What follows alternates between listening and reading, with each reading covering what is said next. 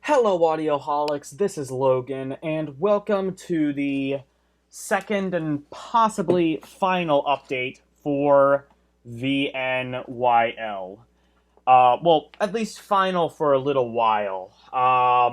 Yeah, I know we were just starting to have fun, but I'm probably going to tentatively cancel the subscription mainly because I'm going to be back in school. I'll need to redistribute that money for other things, and also, uh, just I won't be in the same area, and I won't have access to my record player, and just a bunch of things. So it doesn't really make sense to keep paying for this, but I did get three more records, and I also got the traditional Mad Libs and handwritten note thing that from the last time, so I'm not going to bother showing those. I will show the records though. So, again, for those who don't know, VNYL is a subscription-based service, sort of like Loot Box or Loot Crate or something like that, where you get three random vinyl records through the mail. And in the last one, they were all more obscure bands, or they were all more common bands, rather. Tool, Rob Zombie. Actually, the one was more obscure, and actually, I can't remember the name of them off the top of my head. But these are more obscure and honestly a little bit more interesting as a result. So, without further ado, let's look at the first album. So, first album, and I am looking at Spotify for the titles and artists, is Jack Rosen Jack Rosenblock, I believe, right? Yes. No, Jack Rosenstock, rather. This is their Worry album. Came out, I believe, last year. And I'd never heard of these guys before. It's said that they were sort of pop punk.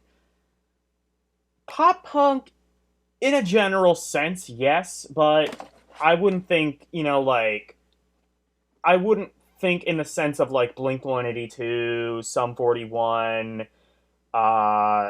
Simple Plan, something like that. It's a little bit more technical. Think like the more obscure but equally as diverse American Idiot. This is probably my favorite album that I got. And I'll show you the record real quick. It's really interesting, really diverse musically. Uh, there it is. It is really diverse musically. So, it's actually one of the more diverse albums that I've heard in recent times. Reminds me a little bit of Spanish Love Song. They're another sort of up and coming pop punk rather band. They remind me of them with sort of the diversity, but I'd say a little bit better. I really highly recommend checking them out if you're interested in something like Green Day's American Idiot. So, next album, this has some really good artwork. This is Cass McCombs. I really like the album art of this. The note said that it was sort of inspired by Bob Dylan. I don't know if I hear that as much. I would say it's maybe like Lou Reed, I kind of hear. Just that sort of typical, like, indie pop sound, I would say. Or, like, alt pop sound. You know what I mean? Like, it has, like, a crap ton of reverb, very minimalist kind of production, analog hiss all throughout. It's really good, though. This is a double album, and there is a gatefold. Really cool gatefold. Has all the lyrics, has the songs. And I'll show one of the albums. because they all look the same, all very minimalist.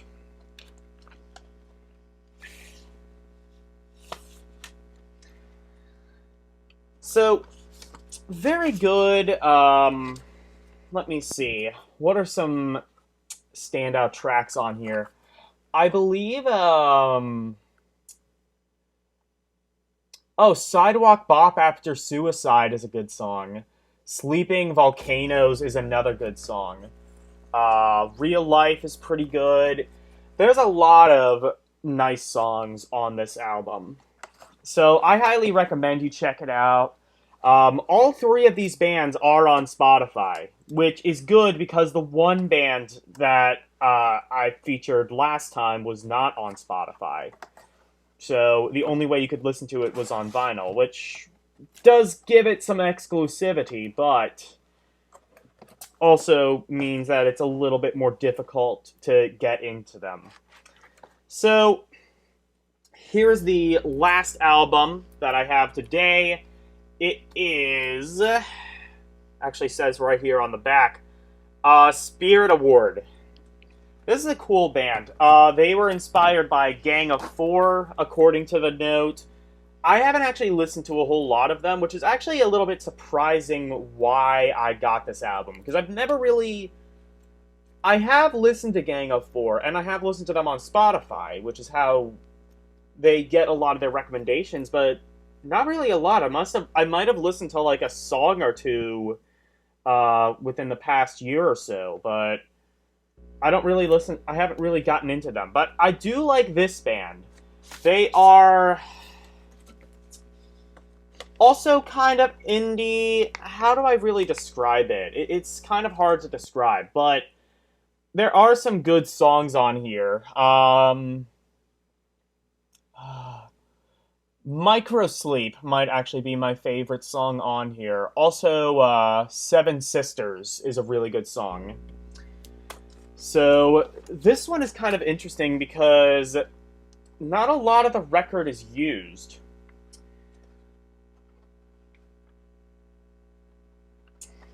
But, here's the thing. And also, an interesting thing about the one album, the Cass McCombs album, that was pretty interesting. It's the only album I can think of that has information stored in the runout groove. And you don't need to use... you don't need to have a record player without auto-return to actually experience it. I'm not entirely sure how they did it, but there's something that they did that prevented the album, or the needle, from getting off of that runout groove. It's pretty cool, honestly. So, another interesting thing about the Spirit Award album, it comes with this thing. And it's the weirdest thing I've read in a very long time. So apparently, they call this a sound bath. So, it's so weird. This might be like one of the weirdest things I've ever found inside of a record. But all three of these bands are pretty good. I would say that this is sort of like Cass McCombs, but not quite as laid back. There's a little bit more, maybe, danceability to it. This is not a dance album by any means, but that's really the only way I could describe this album. So, those are the three records I got for VNYL. If I do get another one before I go back to school, I will let you know. But for right now, that's it. Bye. Audioholics, this is Logan, and today I am going to be doing my second vinyl update, and then there's my dog who just wants to flash the camera.